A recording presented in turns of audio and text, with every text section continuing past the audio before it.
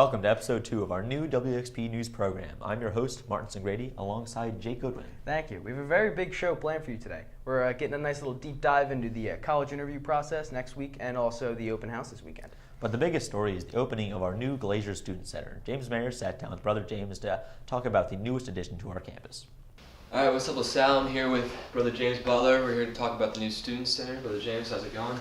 Good. Well, welcome, James. Nice to have you. Yeah, I'm glad to be here. So basically, overall, how has the change in the new Student Center impacted LaSalle in terms of the beginning of the school year? Well, I think it's the impact I see in the lives of the students initially is that once you make your way through the servery and select your lunch or your beverages, go with your lunch from home, people don't rush off anymore. There's often groups of kids down there toward the end of the 40-minute period rather than people eating in 15 or 17 minutes and then rushing off to the library or the corridor outside the library because it wasn't an inviting place. This is a nice place to eat and also to sit and work. That's a great change. So what does the name Glaser mean to the new Student Center? How has that impacted?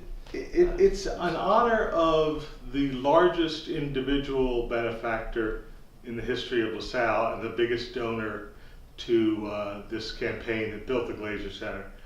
John Glaser, who was a member of the class of 1958, was the president and owner of Stutz Candy, and pretty much a lifelong bachelor. His passion was LaSalle High School and LaSalle University, particularly their various sports, and he wanted to advance the mission of the high school. So in his will, he left us a share of his house in Fort Myers, Florida, which resulted in the Keystone gift for the Student Center, and we named it in John's honor, which we had arranged before he passed away. That's a good, great stuff. So how has the Student Center been paid for? I think that's a good question for students to know. Okay, the Student Center has been paid for primarily out of donations from alumni, parents, past parents, friends of the school, faculty and staff. There were $3 million in 2 gifts that were the cornerstone for building, and then there were a number of gifts in the 6 figures that helped us, and we had a total of almost 500 gifts, ranging down to $100, things like that. But a great number of people came together to help build the Glaser Center, which is being built debt-free, which I think is important for the future of LaSalle, that we're paying cash that LaSalle has earned for every aspect of the Glaser Center, as well as next year's work on Flannery Field. That's great. So what are some of the improvements to the new student center that the previous one didn't have, maybe? Well, it just started the basics. You have adequate space for today's population at LaSalle. When the original cafeteria was open, LaSalle had a population of about 820. Now there were about 1,085. That was never reflected in the seating we had in the cafeteria. You also see that it's an attractive space. The other was clearly a basement, and this is bright, light, and roomier than the old cafeteria. And I think finally you have the whole change in the way we serve the food. Instead of going through the line altogether and making the selection, the students are learning with some coaxing that you go into the servery and you pick your line. You go for what you want, anything from a smoothie to pizza to a sandwich to the usual chicken fingers and fries. You only have to wait in line for that one item and then check out.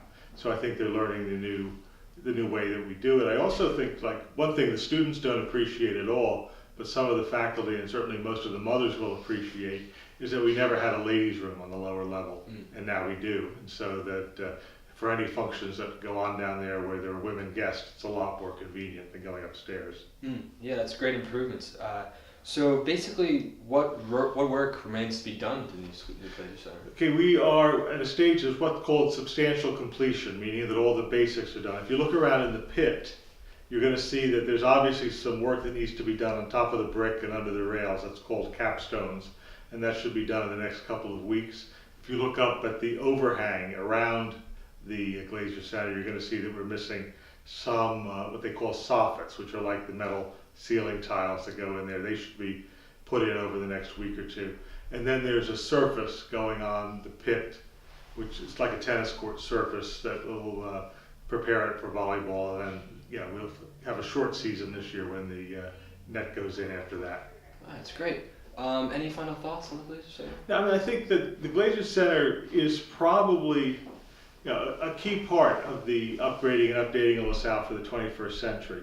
The original cafeteria lasted 57 years for us, and I can't imagine that we're going to not get another half century out of this new building on campus. And I think it gives LaSalle a great back door. We always had a very nice front door, but going around the back, it wasn't too exciting architecturally and otherwise. And as Mr. Tichamara once said to me, this is the kind of showplace and the capstone of campus renovations for the future. And I look forward to seeing our guests at Open House enjoy the Student Center. Probably not quite as much, but in the same fashion that I like seeing the students see it for the first time, those that had been at LaSalle for a couple of years and were used to the old place. Well, that's great, brother. I want to thank you for taking the time to talk about the new Student Center. Anytime, James. Good to see you. Great to be here. Hope you guys enjoyed it. Thank you, Brother James, for that great insight on the Student Center. Up next, we have our annual college interview day this Tuesday, October 3rd. And we're going to take it over to Mr. Brett so we can give his 2 cents on the situation. So why is it important that seniors go to college interview day? I think, especially timeliness, it's the first Tuesday in October. Most seniors are right in the midst of working on their applications, finalizing their college list, and when they meet with these admissions reps, they're going to find out a full range of things. So, in other words, they'll find out, that they might have the grades and test scores to be eligible for a full tuition scholarship at that school. Some guys in the past have found out that they're going to be accepted on that day. And then the other side of the spectrum, sometimes an admissions rep might say, if you get an extra 50 points on your October SAT, that's going to make you eligible for admission. And then all the way down where it might be, they might say, are you looking at some other colleges and universities? Because this one might be a little bit of a reach. We'd love for you to apply, but we just want to be sure that you're looking at some other places. And the beauty of that is we'd rather our young men hear that information in October than wait till December or March before they hear that they might have to change some options with their schools. Okay, so what is the attire for college interview day? The attire for college interview day is your normal, pants, shirt, tie nicely knotted at the top, and a blazer. Okay, so what type of questions should seniors ask and be prepared to answer at college interview day? Some things that they shouldn't ask would be, what's the average GPA? What's your median SAT or ACT? Those are information and statistics that the young men should know beforehand. It might be, what opportunities are there for internships within the field that I'm looking at? How about study abroad options? Am I able to do that during a semester? Can I do that as a freshman? Research opportunities, when are those available? Is it only for graduate students, or am I able to take advantage of that? The teachers, the professors, are 100% of the professors actual full-fledged degree-holding professors, or are there teaching assistants there? How many of your freshman classes are in a large lecture hall? Things like that. All right, well, thank you for the interview, Mr. Brett. Thanks, Matt. College interview day, October 3rd. Be there or be square, LaSalle. Back to the front desk. Our biggest event of the year is coming up on Sunday, October 1st, our annual admissions open house. Here's a video by our multimedia program. Enjoy.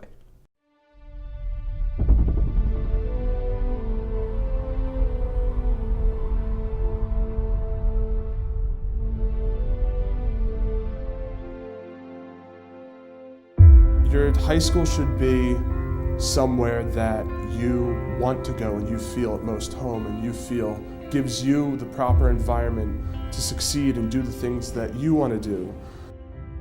If I were giving advice to an 8th grader, I would recommend that they come to LaSalle because there are so many different opportunities available here at LaSalle. There's always something going on at this school. It is the theme of exploration. I believe by coming to LaSalle, I can explore more possibilities and possibly give myself a better future.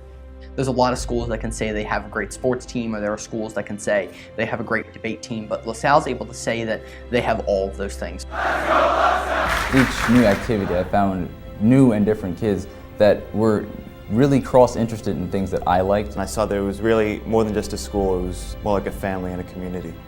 Spending my freshman year here at LaSalle, I really learned what I wanted to pursue in life. After going here for 4 years, I've found that the environment here has fostered my ability and my passion and has given me the confidence to say that I can now go on and pursue music as a career.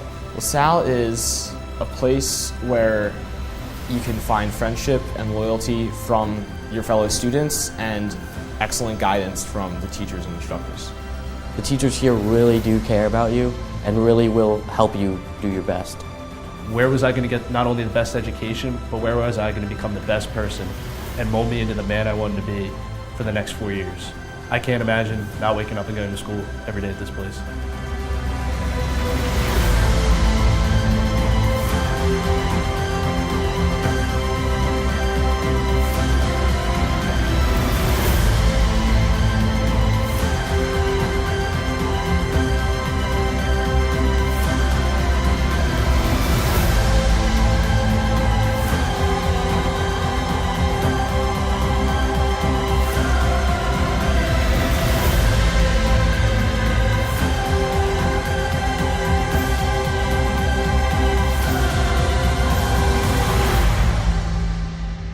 If I had to describe LaSalle in one word, it would be community. Exploration. Incredible. Dynamic. Amazing. Active. Family. Unique. Welcoming. Adventurous. Diverse. Prepared.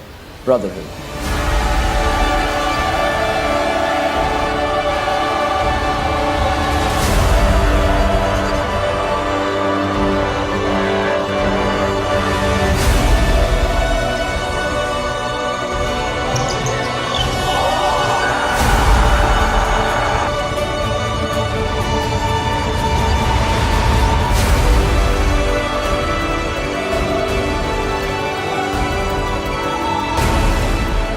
When I was asked what my favorite memory here at LaSalle was, I couldn't think of anything because every day here I've just had a great memory.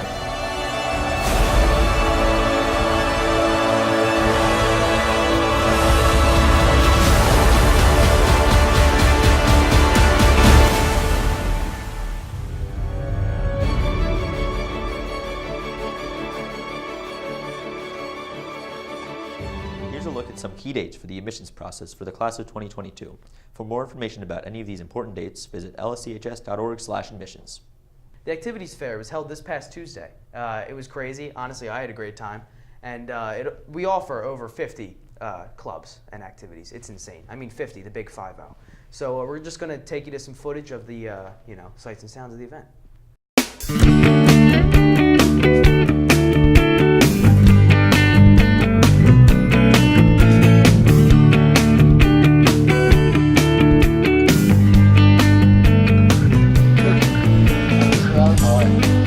So, what new clubs do we have this year? Well, we have a couple new clubs this year. Here at the Activity Fair, we have an environmental club for the first time in LaSalle. Nice. We're going to be run by Mr. Coggins. We'll be talking about some environmental issues. We also have a new club which was in existence many years ago called the Outdoor Adventure Club. Oh, wow. They're going to do some hiking, some rafting, rock climbing, things like that. We also have a Chinese club, which we had a few years back and went away. So Ms. Chen is bringing that back. So we have a Chinese club. I think they're the 3 new clubs this year. Awesome. So how many clubs are there this year? Well, we have almost 60 clubs and activities if you count all the different things we have. There's a lot for people to get involved in. Good. So how do you get involved as a freshman? Well, hopefully here at the Activity Fair, some of the freshmen put their name down on these sign-up sheets. But if not, no worries. Pay attention to the bulletin every day. Check your phone in the morning during first period, and there will always be the places and the times that clubs and activities are going to happen. So that's the way to get involved. There's something for everybody at LaSalle. Sounds good. Thank you, Mr. Early. Mr. Osborne, thank you. The fall sports season is at its midway point already. Here's Jason Bempo with the Sports Information Club for your fall update.